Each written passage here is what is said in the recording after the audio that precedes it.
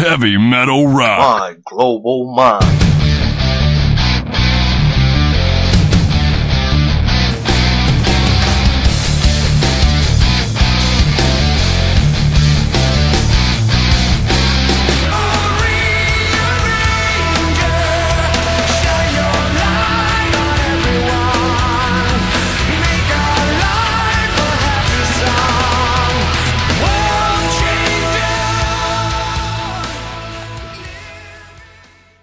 Well, thanks for taking the time, as I indicated earlier, to join us.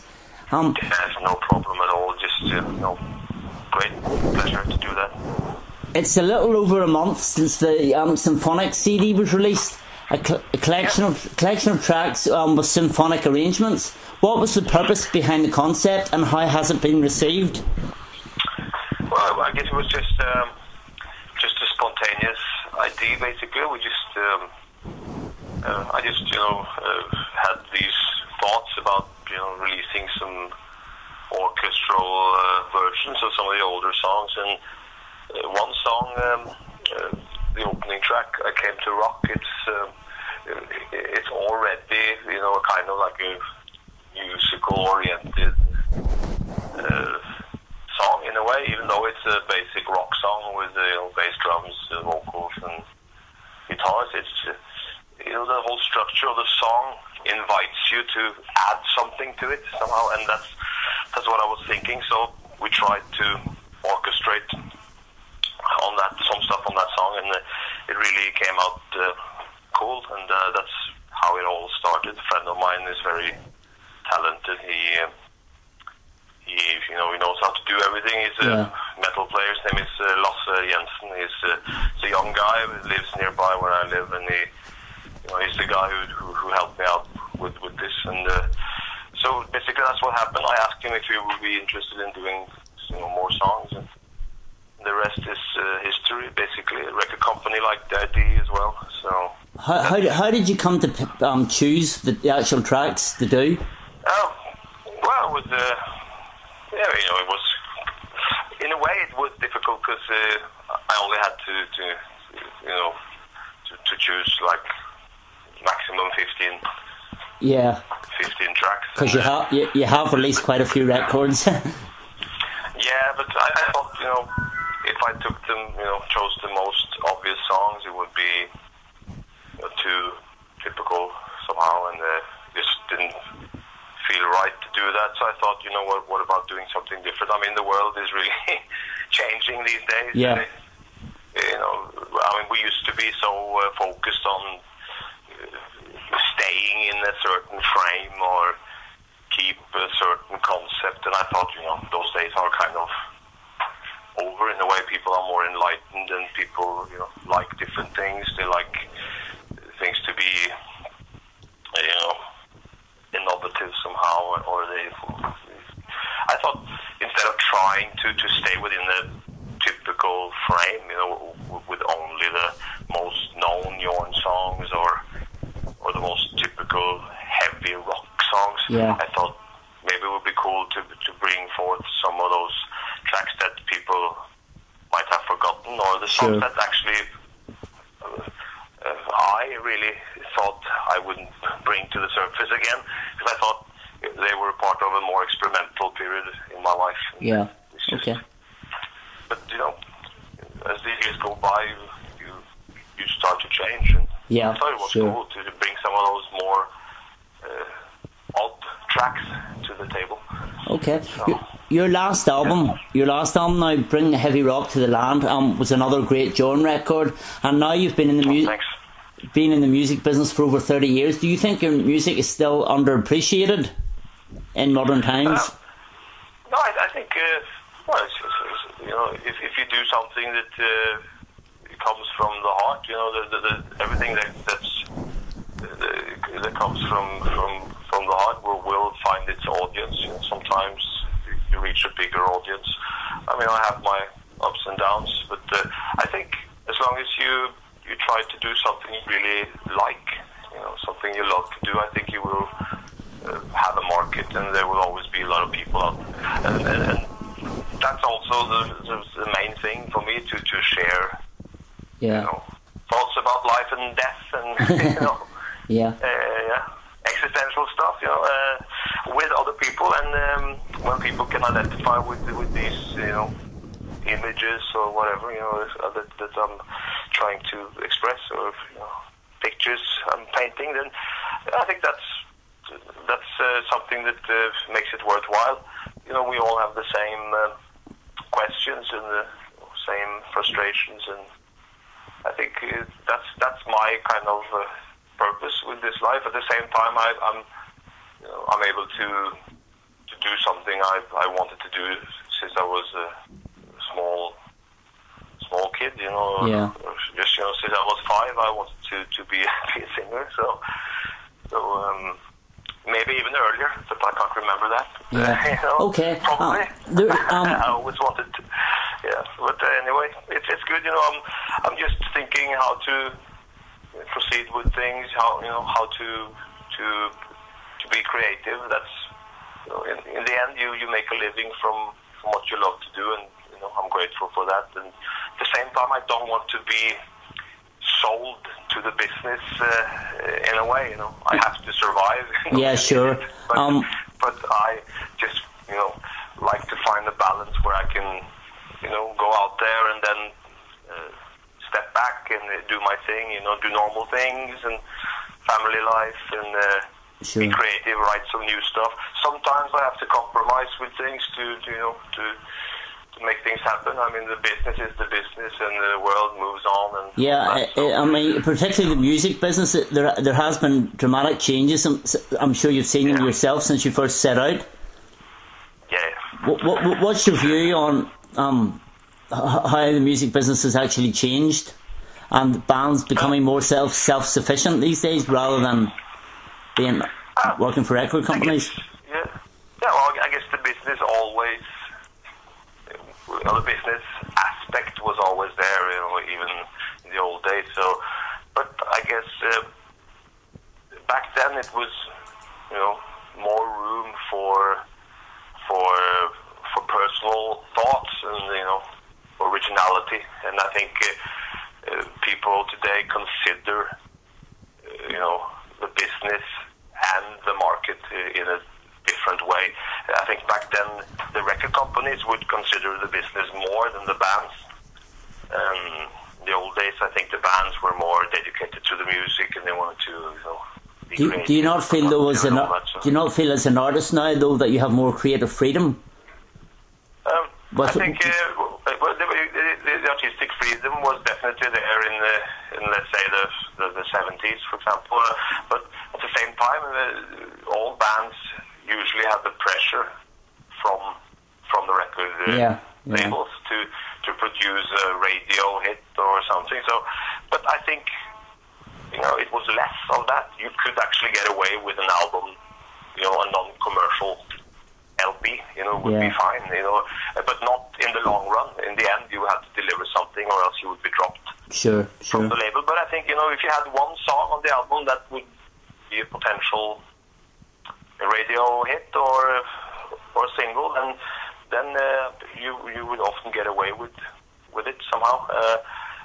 I think today people are much more framed somehow. I think the younger bands today, they don't really. I don't think they're that dedicated in the same way. Everything's more technical and mathematical somehow. Everyone's constructing something instead of, you know, going deep into themselves a little bit. You know, once in a while you have to to ask yourself, you know, ask your heart what feels right. And I just think people use these new technological devices as a substitute for you know, for the lack of talent sometimes. Yeah, that's why you have all these albums out there now, because people that wouldn't even get a record deal in 1980, they can now produce albums.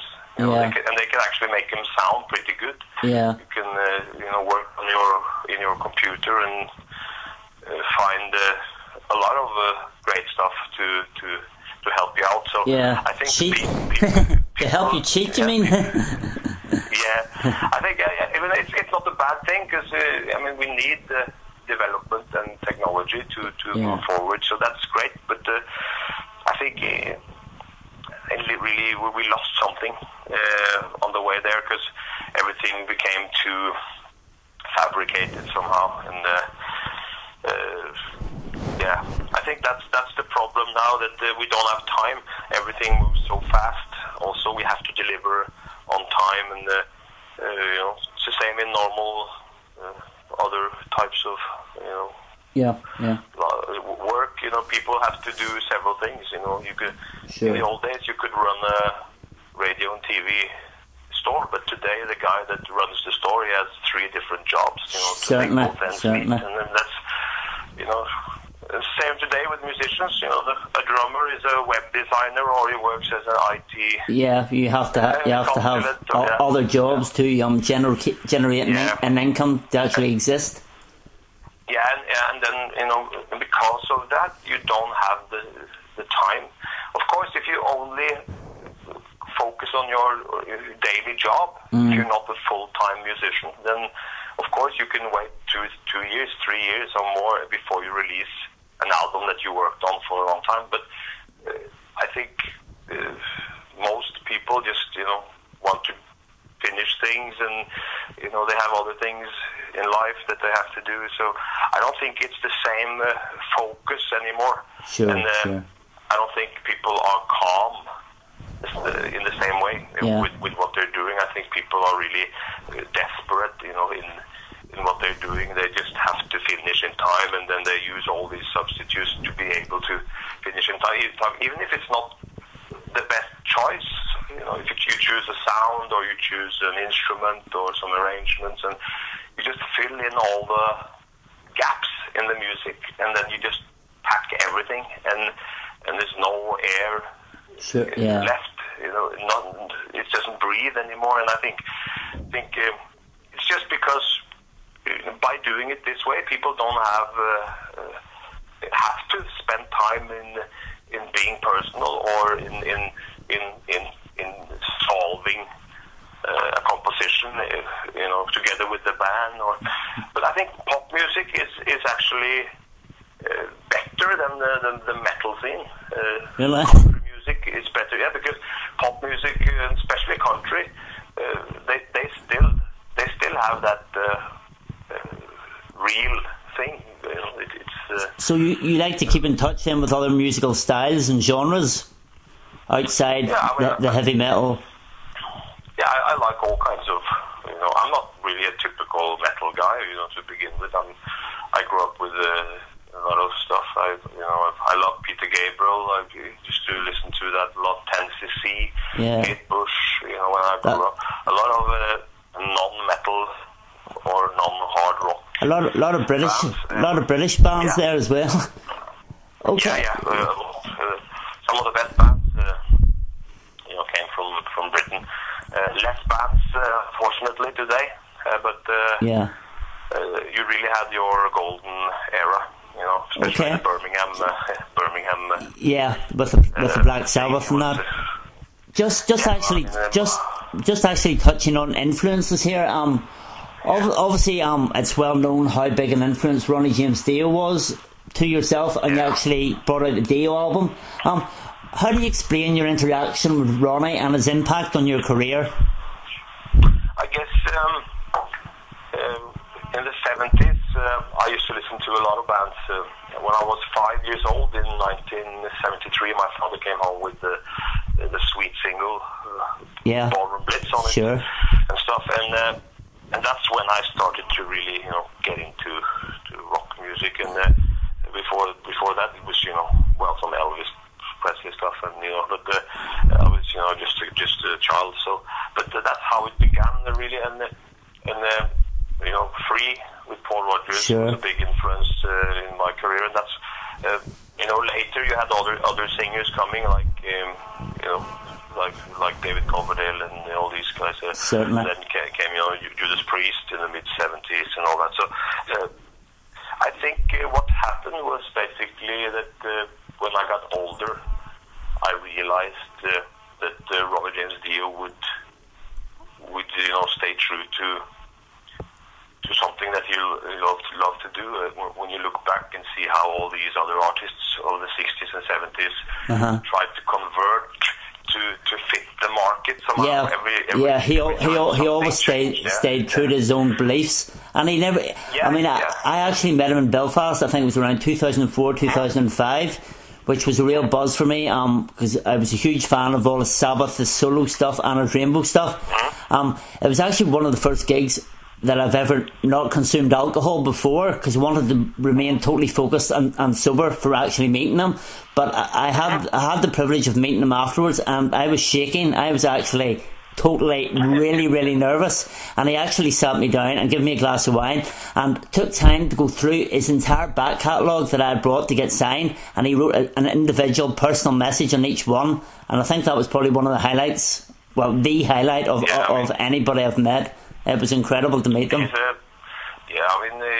was he's a great inspiration, and not just as a musician, but as a human being. Because most people in this business are really politically colored. Somehow.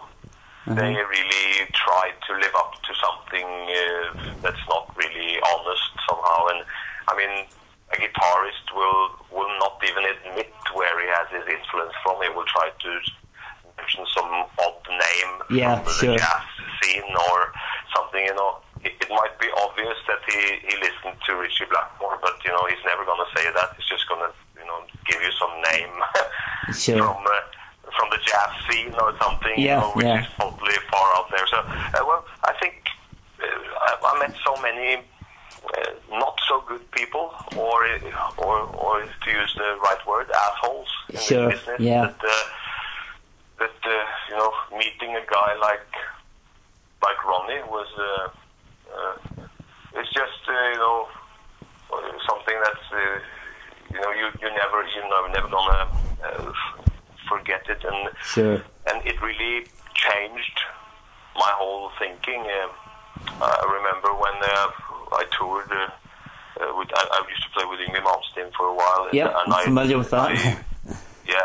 We played on the same tour with Dio in the States. That was in 2000 when the Magica album got released. So what happened was on that tour I got to meet Ronnie, and I kind of everything changed after that, because then I really realized what great person that he was, and after that I stopped looking up to some of those artists that I took influence from when I was younger.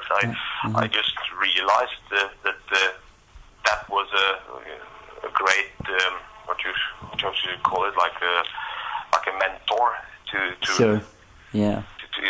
he became, it's not something I'm literally, taking influence from every year. It's just that he's always there somehow, because his music is there, and I always end up with elements of Ronnie in things I do. And I think that's when you have a teacher, or if you have somebody really influence you a lot, it's a natural thing. But I think the person, Ronnie James Dio, is what really made a difference to me. And then when you look back and you really realize how all these other bands tried to adapt to the market and the business. I mean, it's nothing wrong with trying to hit a certain wave, or crossing over to the 80s, people tried new producers, and then you had technology coming, the new way of recording, drum machines and loops, everything.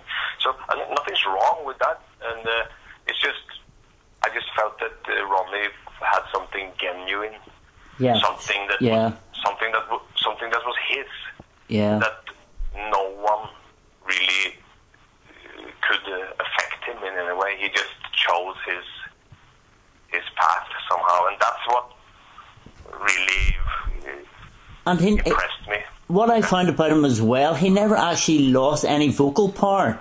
I mean, I've seen other singers legends, Gillan, Coverdale and that in recent years, and vocally they're not as strong, but that with Ronnie he always retained that vocal power, and he never seemed to lose it. No, I guess it's because he was, I don't think he ever took, well, not often took the easy way out with things, but at the same time he was very focused on staying within a certain register vocally. You know, he never, I mean, if somebody gives you a piece of music, if you're a guitarist or a keyboard player or whatever, you know, if it's a good piece of music, you can always add some melodies to it and you write some cool lyrics, but it doesn't necessarily mean that it will be perfect for your vocal ability. Yeah. You might be able to pull it off in the studio and it might, you know, sound great in the end. I mean, I've done stuff like that myself. You know, I've been working on an album and I'm short with the album. I need another couple of songs and somebody has a couple of songs which is, you know, have no melodies, nothing, but it's a cool piece of music, and I'm thinking, okay, let's try to put something on top of this, and then I'm able to make something cool. But even though I have the talent to do something cool on that piece of music, it doesn't necessarily mean that it's the optimal thing to do, you know. It's just that I just choose to do it because I need to finish the album, and it needs 9, 10 or 11 or 12 songs. So I think with Ronnie it was really a different story. I think he also came in a time where you could spend more focus, you know, on one project or one band and you know, have 100% focus. Today, like I said, everything is, you know, much more complex. Things move faster. But I think that was his force, and at the same time, an old LP, you know, how many songs can you fit on the vinyl? Sure. You can fit, you know, how some albums. I have some albums here and they're 28 minutes long. You know, you know, the whole album. I mean, who would release an album today? Certainly under half an hour. I mean, nobody. So I guess also that's why you have the strength in these albums. And I don't think people really think about this all the time. I think people just worship some of these older albums and say, oh, it's a classic album, oh, it's the best, nobody can do this anymore, and blah, blah, blah. But I think, in a way, if you analyze it, you realize that these albums were only, you know, between 30 to 40 minutes long, maximum. And today, you won't even get a record deal if you give the record company less than 45-50 minutes of music. Usually people will want to put an hour of music on the album because they need to give the buyers something, you know, value for the money. That's what it's all about. So it's more about the product and the value for the money, quantity, rather than the quality of the actual music, you know. And I think that's what happened in the old days. I think Ronnie was a part of that era, and that's also one of the reasons why a band, you could really put only the best 8, 9 or 10 tracks on an album. Usually they weren't 10, they were like 7, 8 maximum 9. So of course if you have 7, 8 or 9 tracks, then you can have only the interesting songs on an album. You can have the ballad, you can have the real fast one, you can have the mid-tempo one, you know. But what happens today is that with most bands is that when you come to track number 7, 8 or 9, then they start to repeat track number 2. You know, it's kind of like a similar song with a similar tempo. It's just weaker than number 2, if you know what I mean. You've made music's obviously a driving passion with yourself, and you've made many. I mean, you're very productive. I mean, you must have a very strong work ethic. Is that something instilled in you from your parents? That ability to keep producing, keep being creative, you know, because you have released it. Well, I guess it's a combination of a desire to work and you know, and you know, part of the dream I had as a young boy. I wanted to be a musician. I wanted to be a singer, and I tried to find my way, you know, sort of. And when I realized that those days were, you know, not as they used to be anymore in the late 80s, and when I was old enough to build my own career, it the grunge music came and everything changed with Nirvana and everything. I think the last classic band that we had must have been Guns N' Roses. At least they had some classic elements, but then it all changed, with the Nirvana and then all these other bands. So great bands, the Seattle wave came about, and it was some good stuff. But the scene for classic rock music and heavy metal, it was really going down, and it was kind of my purpose in life to try to find a way to continue with what I like to do and love to do. So I guess that's why I've been so creative and productive. I just had to be involved with different things, and I had to survive. I didn't want to have a normal job. I just wanted to find a way to survive in this business. And how do you manage to balance? Live from music. How do you balance that though with the likes of family and stuff? Do you not find that difficult? No, I have 2 kids. Yeah. Yes, that's what I'm talking about. Because you always seem to. Are you still there? Yeah, I'm still there. Yeah, it's just my phone's gone here. It says call time low, so it should cut off shortly. I'm just saying, how do you balance with the family life? Because you always seem to be working. Yeah, well, I have 2 kids from before, but I'm married with another one these days. So my wife Christine, she's but we don't have any kids together. So but it's that's why I'm married again. It's because this life just my first relationship just